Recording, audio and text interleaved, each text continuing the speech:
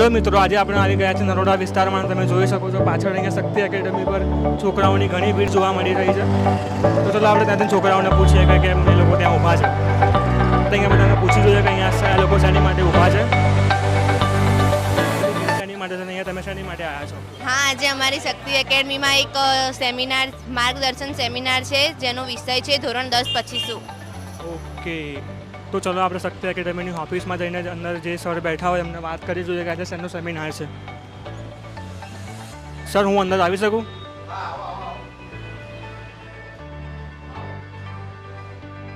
Sir, અહીંયા છોકરાઓની બહાર આટલી બધી ભીડ શેની માટે છે અને છોકરાઓ શા માટે અહીંયા બહાર ઊભા છે? તો બેસો પહેલાં તો આપણે અહીંયા જે બાળકો તમે અહીંયા બાર વિદ્યાર્થીઓને તમે જોયા તો એ લોકોની હમણાં 10મા ધોરણની પરીક્ષા પતી ગઈ છે, બરાબર? અને 10મા ધોરણની પરીક્ષા પતી ગઈ અને જ્યારે ચાલુ ક્લાસ એમના હતા અને જ્યારે ભણતા હતા ત્યારે જ એ લોકો અમને એવા પ્રશ્નો કરતા કે સર 10મા ધોરણ પછી અમે શું કરીશું, શું કરવાના છીએ, બરાબર? તો એના અંગે પછી અમે વિચાર્યું ઘણું બધું અને આજે એક અમે એમના માટે એક માર્ગદર્શન સેમિનાર રાખ્યો છે જેનો વિષય છે કે ધોરણ 10 પછી શું.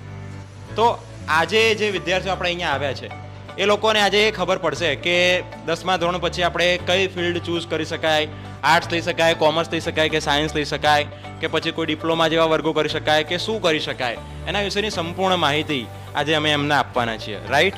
અને આજે વિદ્યાર્થીઓ ઘણું બધું અહીંયાથી શીખીને જશે. બીજું કે વેકેશનમાં એમને શું કરવું જોઈએ અને વેકેશનમાં જે એમને ટાઈમ મળ્યો છે, આજે 1-2 મહિનાનું જે એમને વેકેશન મળ્યું છે, તો આ વેકેશનમાં તેઓ શું કરી શકે અને વેકેશનનો સદુપયોગ એ લોકો કઈ રીતે કરી શકે ને એના માટે પણ આજે અમે એમને એક સરસ મજાનું માર્ગદર્શન આપવાના છીએ કે જેમ કે ઇંગ્લિશ સ્પીકિંગના કોર્સ કરી શકાય છે, પછી કોમ્પ્યુટર શીખી શકાય છે, હે ને?